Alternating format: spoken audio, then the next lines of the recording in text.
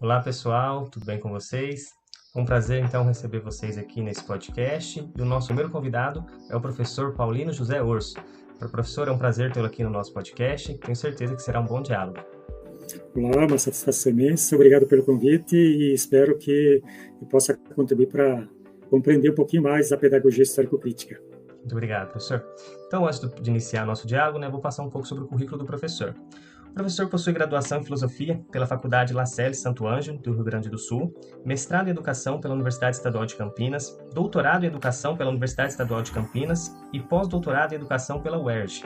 Atualmente é professor associado da Universidade Estadual do Oeste do Paraná, tem experiências na área da educação, com ênfase em História da Educação, atuando principalmente nos seguintes temas: História e Filosofia da Educação, Formação de Professores, História da Universidade Brasileira, Marxismo e Educação, Liberalismo e Educação e Pedagogia Histórico-Crítica. Atualmente é docente dos cursos de Pedagogia, do mestrado e doutorado em Educação da UniOeste e líder do grupo de pesquisa STED do PL. Então o professor tem uma ampla experiência, principalmente quando o assunto é Pedagogia Histórico-Crítica. Então já começa esse nosso diálogo fazendo uma pergunta ao professor. Quando a gente fala de pedagogia histórico-crítica, é interessante a gente ver quais são as bases que fundamentam essa teoria e como que ela se diferencia de outras abordagens pedagógicas, professor. Olha, João, essa é uma pergunta importantíssima, porque ela remete exatamente para a questão de que, para pensar na base teórico-metodológica, é preciso pensar também no contexto em que ela surgiu. E assim, ela não é uma teoria pedagógica qualquer, não é mais uma pedagógica. Ela não se soma apenas às outras teorias já existentes, Então, o que vai fazer a diferença? O que vai provocar essa diferença? Vai provocar a diferença exatamente o fato dela ter surgido num determinado contexto. Ou seja, apesar de ter sido o professor Saviani que seja essa referência da pedagogia histórico-crítica, ela surge num contexto que demandava uma pedagogia histórico-crítica, que demandava uma teoria pedagógica diferente das existentes. Veja que nós estamos vivendo, na época, a pedagogia histórico-crítica, seus primeiros escritos eles surgem em 1979. O momento era de uma crise profunda, crise econômica, política, social, cultural, educacional, enfim, uma crise generalizada, nós estamos vivendo durante a ditadura, e as pedagogias existentes, elas não davam conta de responder aos desafios que estavam colocados, Ou seja, não só não davam conta, ou melhor, davam conta, porque elas davam conta de atender exatamente às necessidades da época, então, ou seja, de reproduzir, de manter a sociedade e as relações existentes. E o contexto, a crise, o que estava ocorrendo naquele momento, colocava exatamente o seu contrário, a necessidade de uma teoria pedagógica que se colocasse na contramão, ou seja, como o próprio professor Saviani fala, que fosse contra-hegemônica, fosse na contradireção daquilo que era dominante à época. Então, isso, veja bem, isso já colocava por si só também que essa nova pedagogia que estava em embrião, ela não pudesse partir dos mesmos pressupostos que as demais pedagogias existentes já partiam, ou seja, tinha que partir de um outro pressuposto, de uma outra base teórico-metodológica.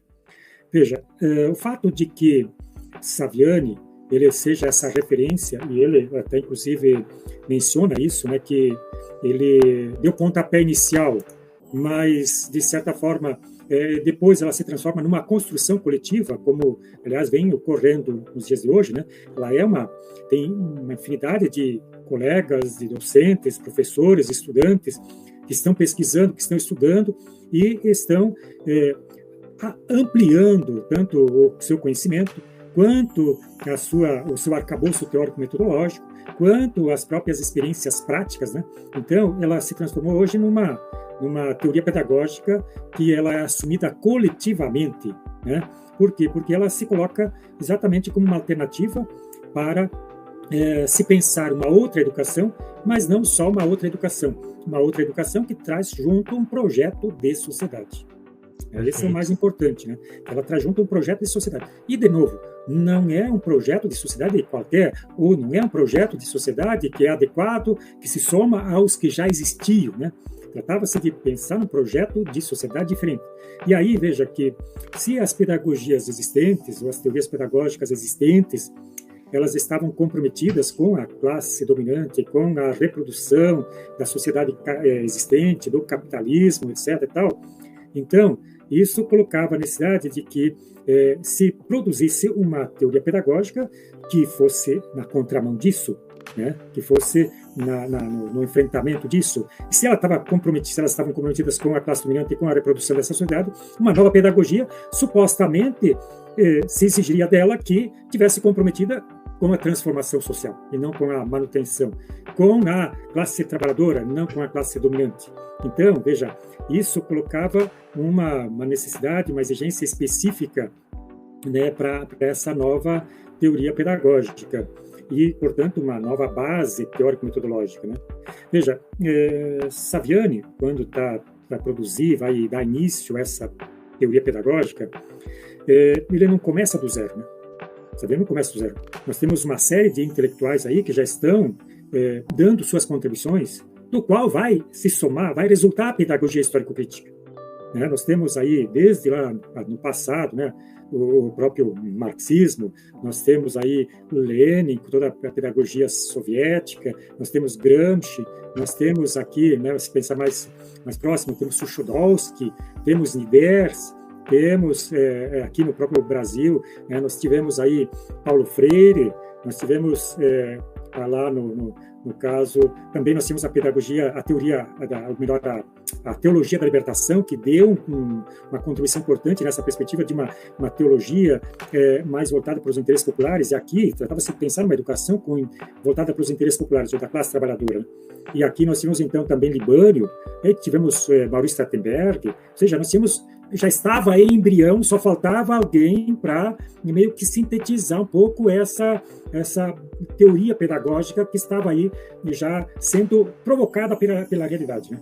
A realidade, eu insisto muito nisso, né? O contexto estava colocando a necessidade de uma nova teoria pedagógica. E, então, voltando para a tua questão, né? Qual é a base teórico-metodológica da pedagogia histórico-crítica? Veja, não podia ser outra a base, senão uma base teórica que estivesse comprometida com essa perspectiva transformadora. Ora, qual era essa perspectiva transformadora?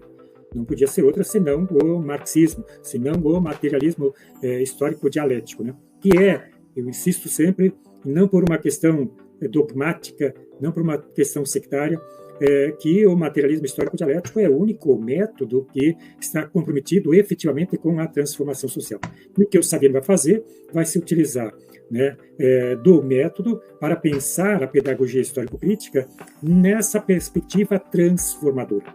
Né? Então, precisava de um método, precisava de uma base teórica que desse sustentação para aquilo que essas teorias que estavam em embrião, já que estavam nascendo, elas pudessem ir ao encontro, na direção, portanto, de uma nova educação comprometida com um novo projeto social, uma transformação social.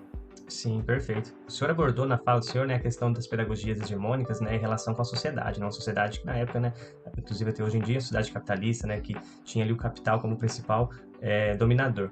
Em relação à PHC, como que ela aborda essa questão entre a educação e a sociedade, né? Como que a pedagogia histórico-crítica ela entende, né, essa relação? Veja, como nós mencionamos, né, que a pedagogia histórico-crítica ela se coloca não por uma vontade de ninguém, né? Não é uma questão de uma idealização, né? Que agora vamos pensar numa teoria pedagógica transformadora. Não, é que a realidade estava colocando isso, né? A realidade estava colocando isso, a necessidade de uma teoria pedagógica transformadora.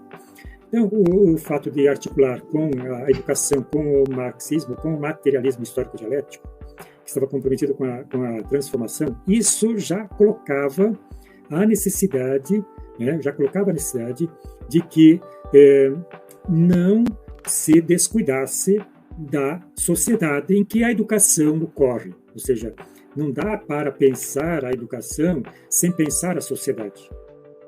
Frequentemente se fala, João, que a pedagogia histórico-crítica, aliás, as demais pedagogias, né, aquelas consideradas hegemônicas, a pedagogia tradicional, nova, tecnicista, e mesmo até as reprodutivistas, se descuidavam, né, dos determinantes sociais da educação. E eu costumo falar o seguinte, que não é que elas se descuidavam.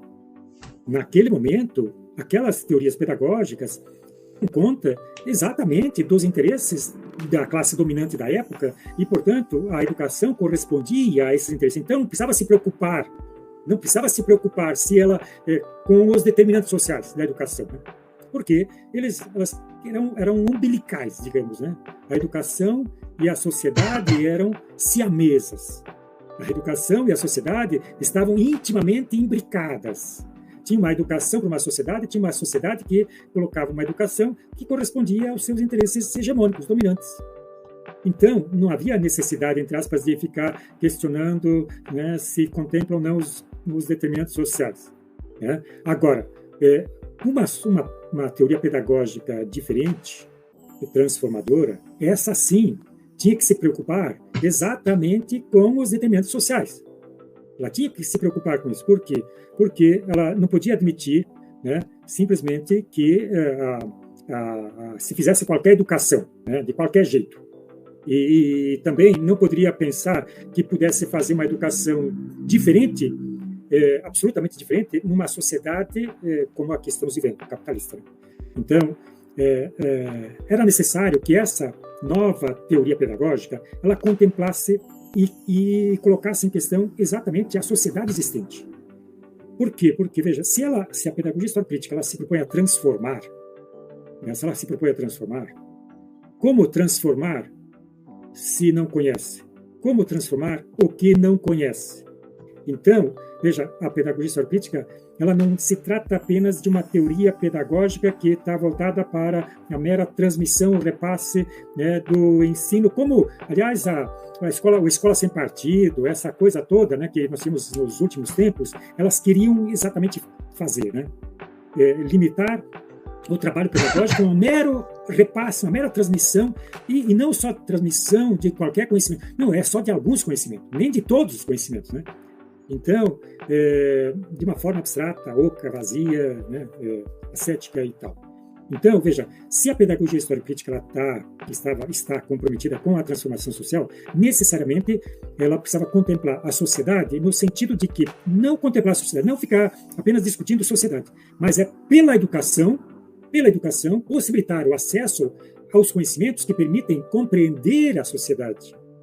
Porque só compreendendo a sociedade que você pode agir sobre ela e transformá-la. Não tem outra forma de mudar. Eu sempre falo o seguinte, que ninguém transforma o que não conhece. E ninguém conhece o que não transforma. Né? É uma relação dupla. Né? Por quê? Porque se a gente não conhece, naturaliza a sociedade existente e, portanto, não vai se preocupar em transformar. Né? Se conhece a sociedade existente, a forma como ela está organizada, a sua divisão social, as suas diferenças, todos os problemas com que nós nos deparamos, não coloca outra alternativa, sobretudo para os trabalhadores, e os educadores são trabalhadores, né? Então não se coloca outra alternativa senão, né, uma educação transformadora. Então, nesse sentido, que cabe à educação possibilitar o acesso aos conhecimentos, né, os melhores conhecimentos, no sentido de possibilitar tanto, né, o ensino, a socialização daquilo que já existe de melhor, de mais desenvolvido, já produzido pela coletividade histórico-social da humanidade, quanto, por meio deles, possibilitar exatamente o acesso à compreensão do mundo, né, para que a gente possa estabelecer uma praxis transformadora. Então, a relação entre educação e sociedade, para a pedagogia histórico-crítica, eu diria assim, que é uma relação que não pode se descuidar, que é uma preocupação que tem que se trabalhar as duas numa unidade.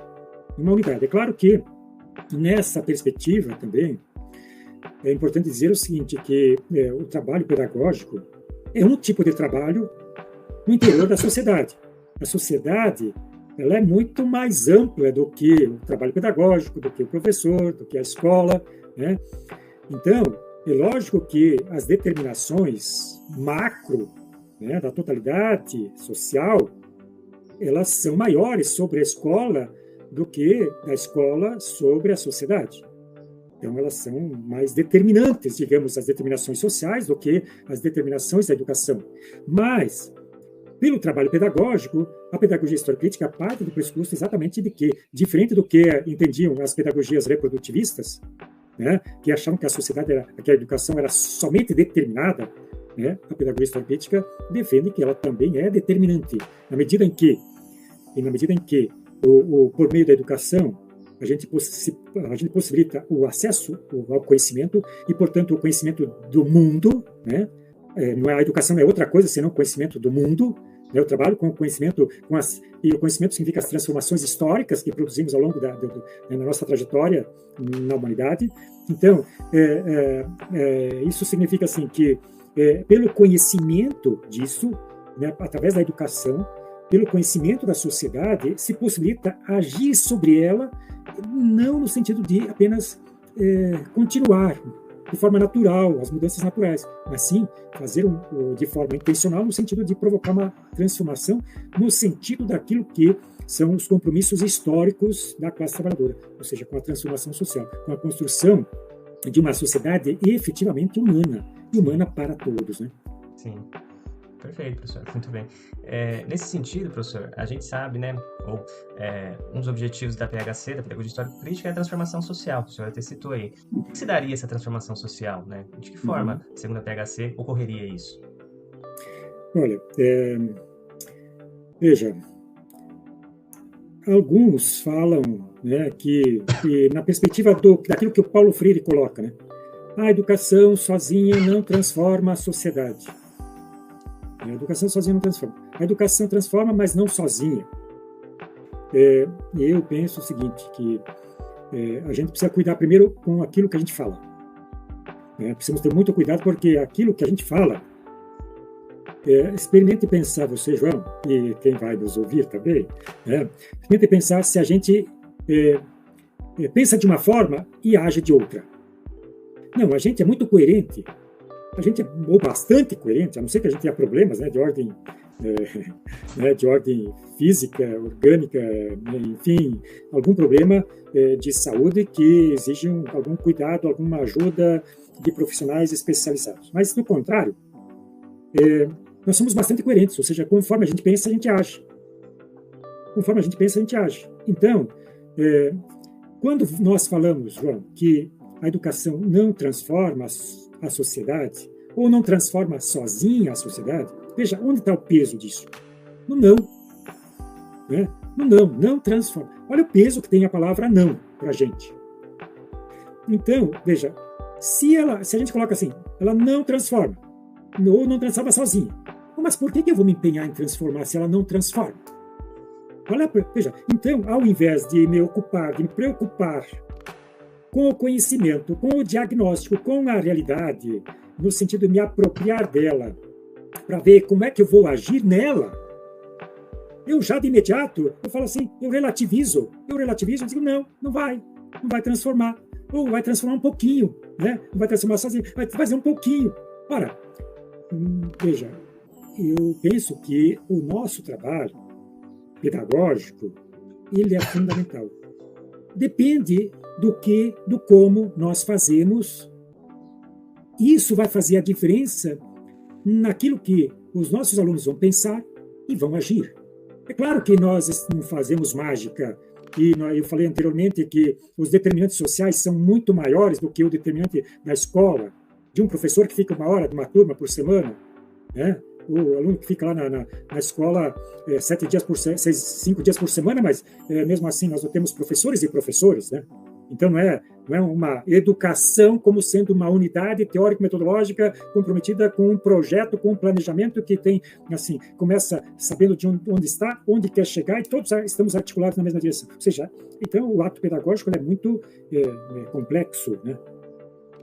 Mas o fato é que, se nós trabalhamos numa perspectiva crítica, transformadora, né, se ajudamos, através daquilo que nós fazemos, ajudamos o aluno a conhecer, compreender o mundo, e ele se reconhecer no mundo, quem ele é, onde está situado, que classe ele pertence, se ele se entender que a classe que ele pertence, o trabalho que ele faz, é um trabalho explorado, alienado, não resta dúvida de que ele não vai ficar.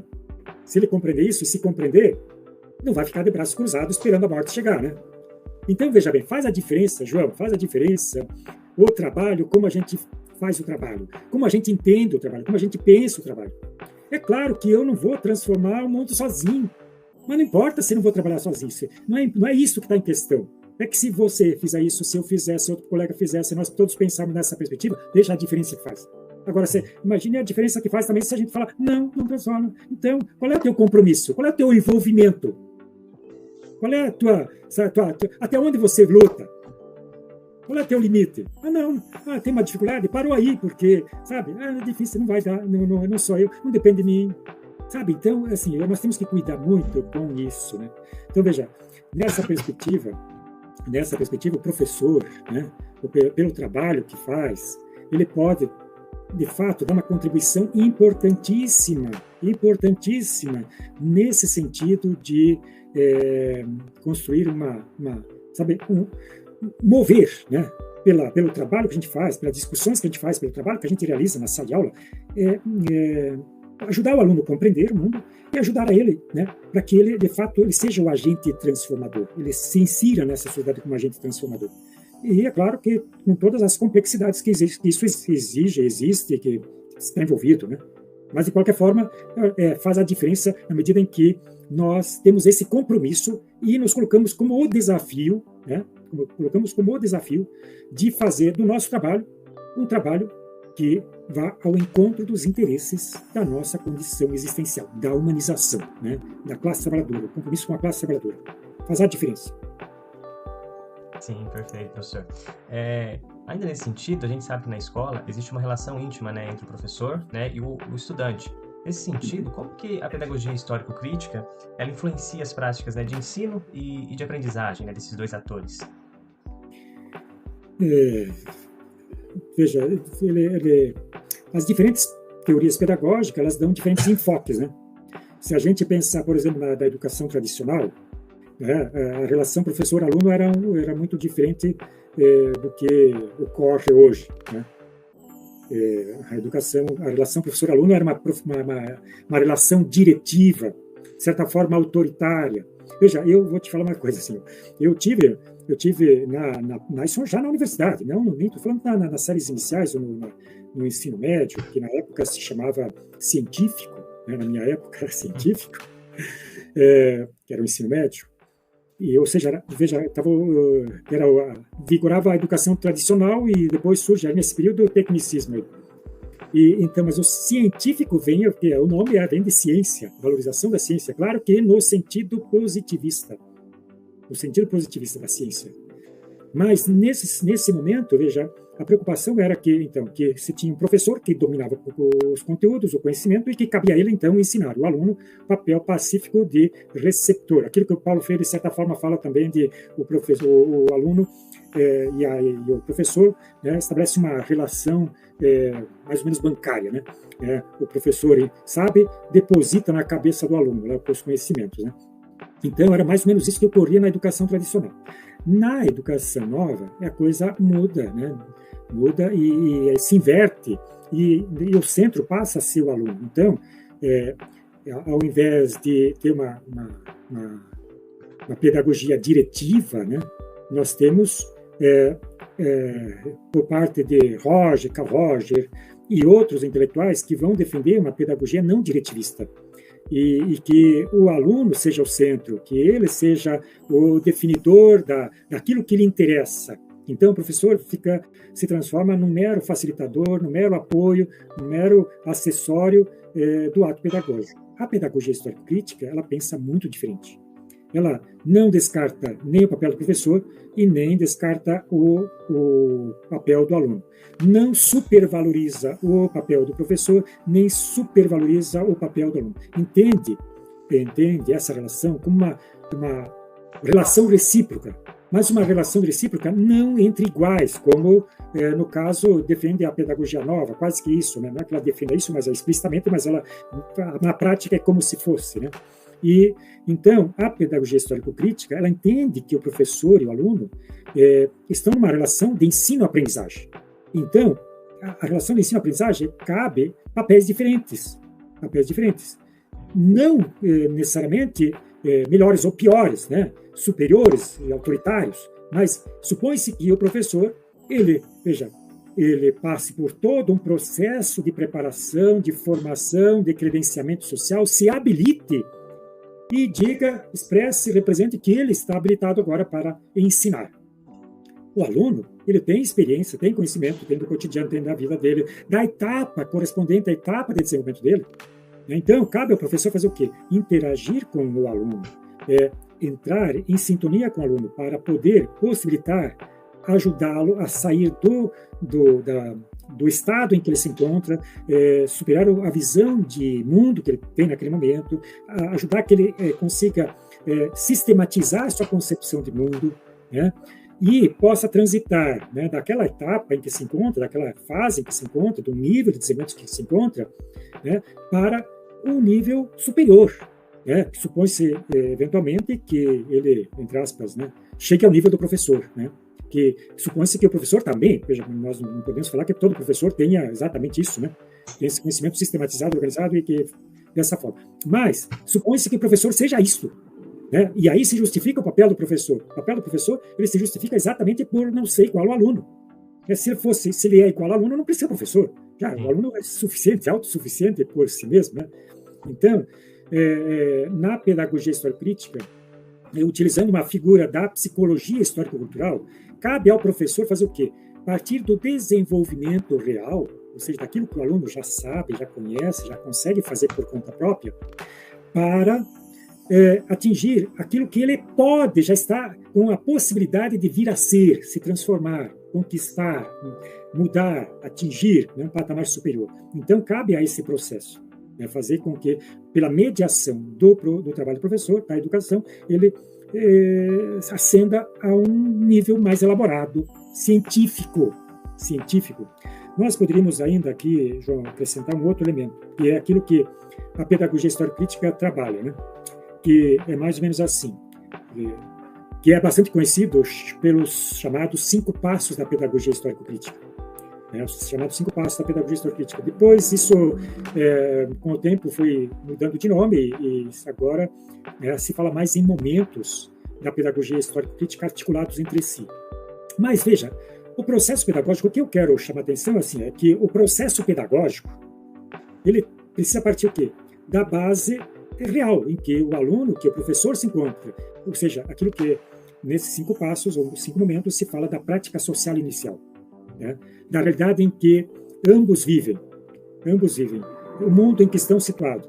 E então, é partindo dessa realidade, através do trabalho do professor, passar pela problematização, pela instrumentalização, pela catarse, chegar num outro nível, né? Que seria aquilo que se chama de prática social final, ou seja, quando o aluno ele se apropriou, depois de todo um processo, né, de trabalho pedagógico, ele se apropriou desses conhecimentos e agora ele tem condições de, com uma compreensão elaborada de mundo, sistematizada, organizada, científica, ser capaz de utilizar esses conhecimentos para agir intencionalmente e transformar essa realidade. Então, veja, a relação professor-aluno, ensino-aprendizagem, ela se dá nessa condição, né, entre iguais e diferentes, né, em que ambos são sujeitos e objetos de aprendizagem, cada um com sua função, seu papel, suas condições diferenciadas. Sim, importante, né? O professor, ele não é um ser acabado também, né? Ele também participa desse processo, né, de aprendizagem. Professor, para a gente já encaminhar, então, aqui para o final, né, dessa parte, eu queria perguntar para o senhor, então, relacionado, né, ao tema, né, do podcast e também da pesquisa, né, do qual eu fiz o meu mestrado, que é relacionado às tecnologias da informação e comunicação. Eu analisei, né, que muitas das dissertações que eu estudei, muitas trabalham a questão das tecnologias da informação e comunicação sem o suporte teórico, né? Então, quando a gente vê lá a questão de incentivos ao uso de equipamentos tecnológicos ou até formações, né, de professores, é muito voltado para a parte técnica. Nesse sentido, o senhor vê alguma possibilidade, né, de diálogo entre a pedagogia histórico-crítica, né, e o uso dessas tecnologias no processo de ensino-aprendizagem, principalmente, né, na educação básica? Muito boa a tua pergunta, João, muito boa. E vou até aqui, já até vou sugerir a leitura de uma dissertação que eu orientei, que é da Giana Andrea Zanoni de Oliveira. E o título A dissertação dela é o avanço das tecnologias digitais na educação escolar e suas implicações político-pedagógicas. Vou repetir até. O avanço das tecnologias digitais na educação escolar e suas implicações político-pedagógicas. Muito importante, um trabalho fantástico que ela utiliza para fazer uma reflexão sobre o processo de desenvolvimento, né, do homem, da história, e junto com ele dos instrumentos de trabalho e aquilo que hoje nós chamamos das tecnologias, né, e como é que elas impactam na vida social e na educação. E ela chega até a discussão do início do surgimento da inteligência artificial. Ela ainda não entra fundamentalmente nisso porque ainda não estava assim, já estava aparecendo com bastante ênfase, mas ainda não era assim como neste momento, né, que está meio tirando o sono, né, da gente, está causando muita apreensão, porque de fato nós estamos diante de uma realidade desafiadora. Mas voltando à tua questão, João, sobre essa questão das tecnologias, eu penso que é uma questão fundamental. Veja que quando a gente fala das novas tecnologias, né? Novas tecnologias, elas geralmente a gente remete para hoje, né? Mas se a gente voltar lá na Revolução Industrial, a máquina a vapor era a nova tecnologia do momento, né? E olha o impacto que ela causou naquele momento lá, né? No mundo do trabalho e na sociedade, na própria educação, que vai desafiar, né, uma mudança, inclusive, de, entre aspas, paradigma, não gosto de usar essa palavra, mas vou usar aqui, de paradigma da educação, que forçou, inclusive, a abertura, né, a ampliação do acesso da escola para os trabalhadores, para poderem trabalhar com as novas tecnologias. Aí. Até então, praticamente, a escola estava muito restrita, né, à classe dominante.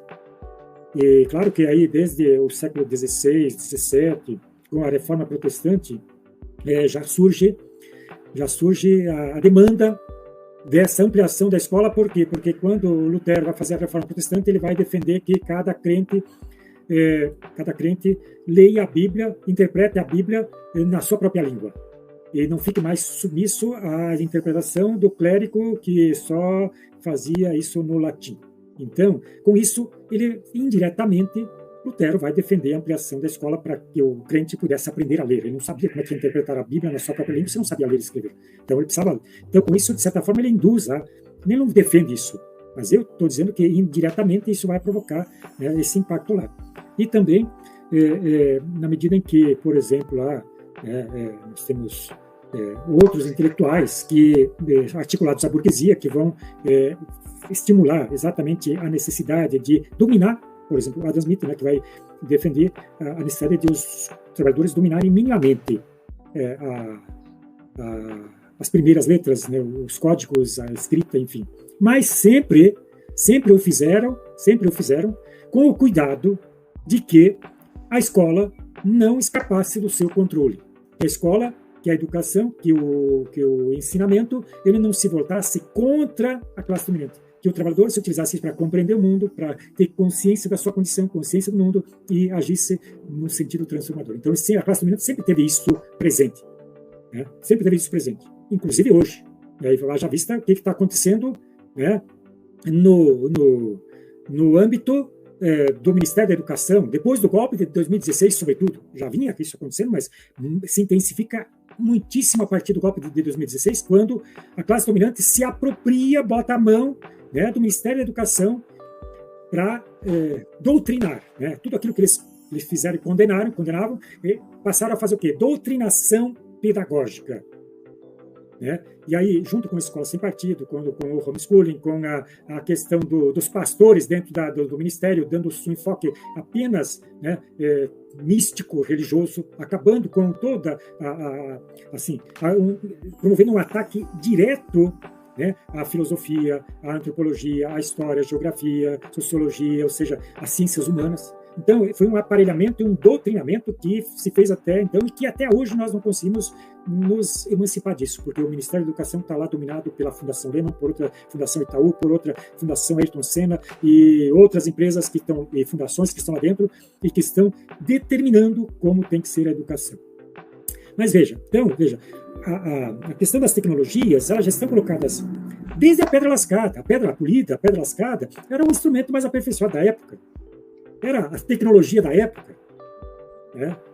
Todavia, veja assim, se nós fizermos um voo rápido, né, de lá da pedra lascada até agora, com a inteligência artificial, nós fomos acumulando conhecimentos que permitiram ao homem produzir meios e instrumentos para facilitar a sua própria vida. Então, as tecnologias, elas vieram e o conhecimento científico veio no sentido de possibilitar o homem para reduzir o seu esforço físico, trabalho, músculo, né? Os próprios uso do cérebro, o sangue humano que é sugado, que é desgasto na produção. Então, as tecnologias, elas foram sendo produzidas como uma forma de extensão do trabalho humano, de ampliação do trabalho humano, de redução do esforço do trabalho, do desgaste humano, e, consequentemente, uma possibilidade de garantir uma vida melhor para todos. Veja, se a gente utilizasse agora toda essa tecnologia, João, que a gente tem aí, para colocar a serviço não de meia dúzia, né, porque ela é apropriada, foi produzida coletivamente ao longo de milhares de anos, foi produzida pelo esforço de milhões e bilhões de trabalhadores ao longo dessa história, e ela agora vem sendo apropriada individualmente, particularmente por meia dúzia, que controla todas elas e coloca em seu benefício. E aquilo que era resultado do trabalho coletivo agora está se transformando em quê? Em descarte do trabalhador, em maior esforço do trabalhador. Ao invés de diminuir o esforço, nós estamos trabalhando mais. Veja, o celular, essas mídias digitais, elas estão fazendo com que a gente trabalhe mais. Tem uma vida mais cansativa. Não temos tempo para nada, para lazer, para onde não tem mais espaço, não tem mais esconderijo, não tem mais distância, não tem mais dia, noite, inverno, verão, não tem mais nada. Ou seja, o tempo inteiro elas estão sendo utilizadas para nos submeter ao trabalho. Em vez de reduzir o trabalho, o esforço físico, elas estão sendo utilizadas para ampliar o nosso esforço, o nosso trabalho e, consequentemente, ampliar a acumulação de alguns. Não está sendo colocada, essas tecnologias não estão sendo colocadas em benefício coletivo. Só aparentemente elas são colocadas. Como você tem acesso ao celular, ao computador, como a gente está fazendo esse podcast aqui, né, por essa mídia. Mas isso é só aparente. É só aparente. Nós não beneficiamos com isso. Nós não reduzimos o nosso esforço. Nós não reduzimos o nosso trabalho. Sabe? Então, tudo isso está sendo apropriado por uma minoria que está ampliando dia a dia, noite a noite. Veja, os 5 mais ricos do mundo no ano passado, aliás, de 2018 para 2023, as 5 pessoas mais ricas do mundo, elas ampliaram a sua acumulação, a sua riqueza em 14 milhões por hora. 14 milhões por hora. E o que aconteceu com os trabalhadores? O inverso. Então é aquilo que Marx fala assim: quanto mais o trabalhador produz, mais pobre ele fica. Mais pobre ele fica. Isso faz sentido, veja, João, isso faz sentido. Então, veja, a pedagogia histórico-crítica, nós não somos contra as tecnologias. Lá no passado, se a gente voltar um pouco lá no século XIX, lá 1820, 24, 30, por aí, onde surgiu os sindicatos, surgiu as tradionones, que deram origem aos sindicatos. Lá nós tivemos o berço, né, do sindicalismo, do movimento sindical, das lutas, que começaram a perceber que as máquinas, elas produziam não satisfação humana, não bem-estar humano. Pelo contrário, elas produziam mais pobreza, produziam mais esforço, mais trabalho, né? E aí os trabalhadores começaram a quebrar as máquinas, porque entendiam que as máquinas eram suas inimigas. Né? Foi aquilo que se denominou de cartismo.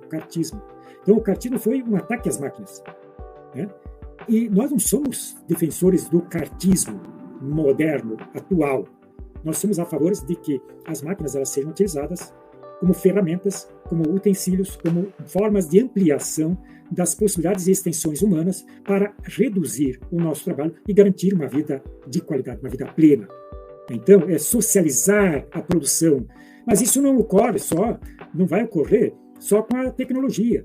Se a gente não socializar um modo de produção que coloca a tecnologia junto nessa concepção de mundo diferente, num mundo diferente, em que a propriedade não seja nem da tecnologia, nem do conhecimento, nem dos produtos, das mercadorias, elas sejam apropriadas individualmente, né? Mas que elas sejam socializadas. Então, veja, a tecnologia, ela pode sim, né, garantir uma vida plena para nós todos. Hoje, inclusive, ao invés disto, nós estamos correndo o risco, João, veja só como nós estamos. Nós saímos da pedra lascada, fizemos todo esse percurso, chegamos a um desenvolvimento tal que agora as tecnologias, elas passaram a fazer o quê? A produzir conhecimento por conta própria. A inteligência artificial, ela começou a produzir conhecimento. Primeiro ela foi alimentada, né? Alimentada para fornecer informações, para ela extrair aquilo que você quer, ela te responde, e ó que legal que ela é. Ela te responde aquilo que você pergunta, ela te responde. Mas não, agora que elas foram alimentadas, elas não só fazem isso, te responder, agora elas passaram a produzir conhecimento. Então, inteligência produzindo inteligência, conhecimento. Então, isso significa que, além do mais, isso, o fato delas começarem a produzir conhecimento, a produzir consciência, entre aspas aqui, consciência, elas estão produzindo a possibilidade de serem autônomas, independentes, de se emanciparem, de dispensarem aqueles que os criaram, aqueles que os alimentaram, o homem. E já ocorreu casos, João, em que as máquinas se voltaram contra os próprios criadores. Já tem casos. Mas, por exemplo, veja, a Samsung, que é uma das grandes empresas, né, que a gente conhece, você conhece, todo mundo conhece, né, pelo celular que você tem aí, pelas máquinas que a gente tem, né, o computador, notebook, tudo, tablet, essa parafernália toda. A Samsung está desenvolvendo um desenvolvimento tecnológico, está fazendo um planejamento para chegar a 2030 com a extinção completa dos trabalhadores na sua produção. Veja, não é qualquer empresa. Quantos milhares, milhões de pessoas estão articuladas em volta disso? Mas não é a única. Então, veja, nós estamos correndo o risco agora, né, de que a coisa se inverta, né? Dos criadores passando a ser os objetos passivos das suas criaturas, né? Invertendo completamente a razão histórica. Então, veja, isso por quê? Simplesmente porque ao invés de ser socializado coletivamente, os resultados do trabalho, eles são expropriados, acumulados por alguns, que não têm nenhuma preocupação com a humanidade, com a humanização, com as questões coletivas, com o bem-estar social, senão apenas com os seus interesses. Então, e eles estão numa competição violenta aí, e dane-se quem quiser, sabe? Então, assim, nós estamos num momento muito, muito, muito, muito complexo. E que nós precisamos agir e agir rapidamente, e por isso a importância da pedagogia histórico-crítica, no sentido de possibilitar uma educação diferente, que ajude a compreender o mundo, que não seja mera repetidora, mera transmissora de conhecimentos ocos, vazios, abstratos, acéfalos, né? E que ajude a compreender o mundo, que ajude a gente se compreender a si mesmo, que com isso a gente comece a pensar, né, em ter que cavar uma nova alternativa, uma nova sociedade a partir dessa que está aí. Do contrário, nós teremos sérios problemas pela frente, e não muito distantes, né? Porque ela já está aí. Inclusive, eu estava assistindo aquele documentário, o Mapa da Mina, não sei se você chegou a assistir, do Eduardo Moreira, agora no final de semana, e ele está mostrando pesquisas do qual é a preocupação principal dos grandes empresários ao redor do mundo. E a primeira preocupação é exatamente essa: o impacto que a inteligência artificial vai causar na sociedade. no trabalho, nas relações. E o que né, se você descartar totalmente o trabalhador e as máquinas assumirem a sua função, o que os trabalhadores vão fazer? Para onde eles vão? Como vão viver? Se tudo isso está sendo apropriado, né, os benefícios estão sendo apropriados individualmente por alguns, para onde vão? O que vai acontecer? Então, ou seja, vai sobrar problemas sociais, né? Como é que a gente vai se resolver? Por isso que está aí, né, a gente está ao redor, às vésperas de grandes conflitos mundiais, guerras, porque uma das preocupações é essa, né? Tem muita gente no mundo, Saulo. Tem muita gente. Então, a gente precisa fazer o quê? E como é que a gente resolve isso? Não basta colocar atrás das grades um ou outro. Eu preciso eliminar essa massa sobrante. Como é que se faz isso? Então, é triste, mas, veja, então nós temos que agir rápido e que fazer da educação, utilizar teorias pedagógicas, de fato, que dão conta dessa complexidade, que dão conta desse desafio, para que a gente juntos possamos pensar, né, em alternativas, em saídas possíveis, assim como quando surgiu a pedagogia histórico-crítica lá na década de 60, que estava no meio de uma ditadura e que precisávamos buscar alternativas para superar aquele momento. Então, nós estamos nesse momento também, é um momento, eu acho que, de refundação da história. É preciso refundar a história. E isso coloca um papel indispensável para a pedagogia histórico-crítica. E aí, vou aproveitar, João, mais um segundo só, porque nós já passamos um bocado da hora aqui, né?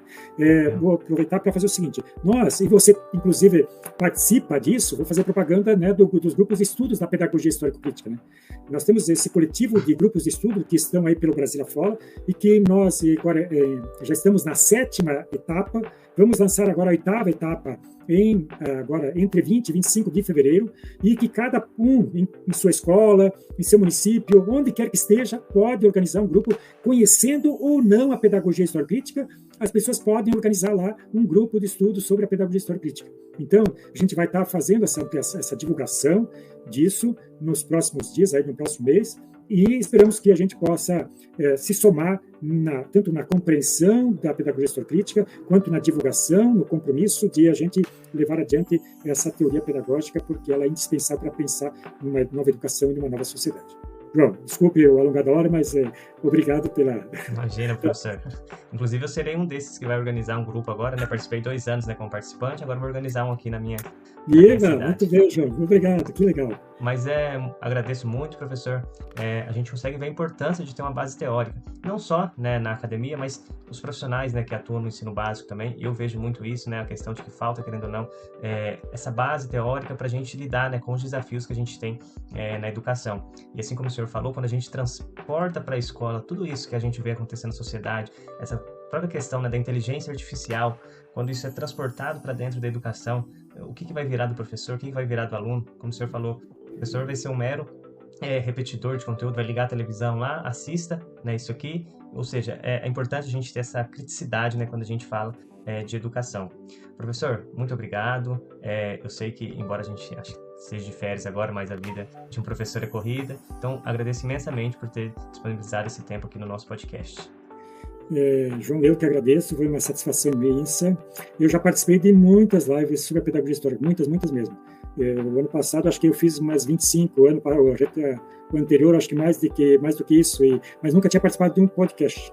Olha só. Então, você está inaugurando, aqui nós estamos inaugurando essa nova alternativa, nova forma, e que espero que, de fato, ela consiga atingir, né, muitas pessoas aí que possam utilizar para conhecer um pouquinho melhor a pedagogia histórico-crítica. E também nos colocamos à disposição, sempre quando precisarem, alguém precisar também de discutir, falar, tratar dessa questão da pedagogia histórico-crítica, nós temos todo o interesse e nos colocamos à disposição. Obrigado, João. Perfeito, eu que agradeço, professor. Muito obrigado. Valeu, tchau.